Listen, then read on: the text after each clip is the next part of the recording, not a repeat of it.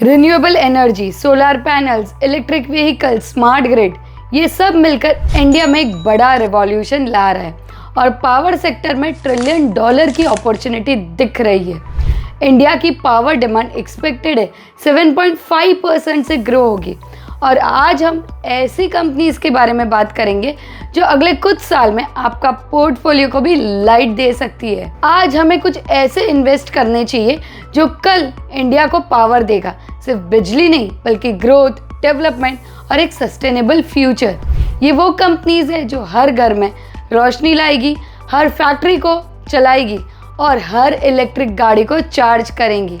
लेकिन सवाल ये आता है, कौन सी कंपनीज है जो लॉन्ग टर्म में आपको पावरफुल रिटर्न्स दे सकती है। ये वो 7 स्टॉक्स है जो ना सिर्फ आपके पोर्टफोलियो को चार्ज करेंगे बल्कि पूरे देश के फ्यूचर को भी करेंगे। सो वीडियो को एंड तक ज़रूर देखना। नमस्ते। मुझे पता है कि पैसा बचाना और इन्वेस्ट करना कोई खाने का खेल है और इसीलिए हम इससे दूर भागते, लेकिन अब नहीं। मैं हूँ ब्राह्मी कपासी और मैं आपको हेल्प करूँगी फाइनेंसेस मैनेज करने, इन्वेस्टमेंट के लिए रिसर्च करने और अपने पैसे को बेटर वे में ग्रो करने में। तो बिल्कुल देर मत करिए, आज ही चैनल को सब्सक्राइब करें और अपने फाइनेंशियल गेम को स्ट्रॉन्ग करें।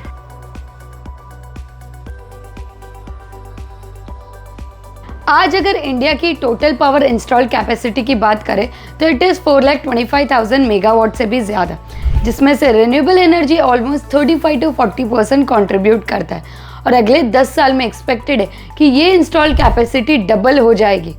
गवर्नमेंट ने 2030 तक 500 gigawatt non fossil fuel capacity का एम्बिशियस टारगेट सेट किया है। इसके लिए national green hydrogen mission, PM कुसुम, PM सूर्य घर जैसे स्कीम्स लॉन्च किए गवर्नमेंट ने। और सिर्फ यही नहीं, गवर्नमेंट का टारगेट है एटलीस्ट 40% व्हीकल इलेक्ट्रिक हो जाएंगे अगले 5 साल में।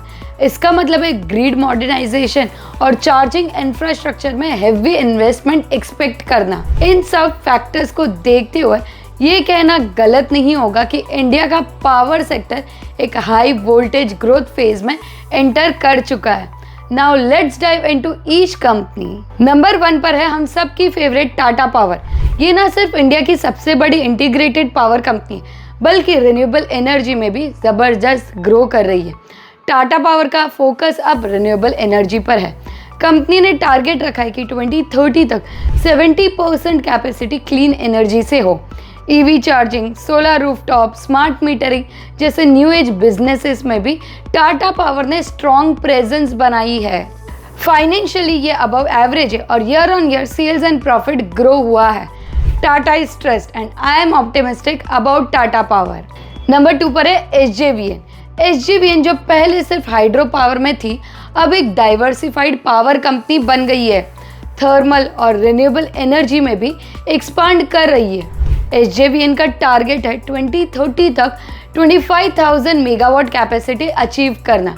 कंपनी का फोकस सिर्फ इंडिया तक लिमिटेड नहीं है, नेपाल, भूटान जैसे नेबरिंग कंट्रीज में भी प्रोजेक्ट्स है। ये एक PSU कंपनी है जिसने पिछले 1 साल में 3x रिटर्न्स दिया है अपने इन्वेस्टर्स को और इनका मार्केट कैप 53,000 करोड़ है। इनके फाइनेंशियल्स डिटोरिएट होते जा रहे हैं with sales and profit growth being negative. But why I am optimistic about this stock is because multiple projects पे काम कर रही है ये कंपनी और इस पे मैंने अलग से वीडियो भी बनाई है explaining it, so do check it out. Number 3 पर है JSW ग्रुप की पावर आर्म JSW एनर्जी।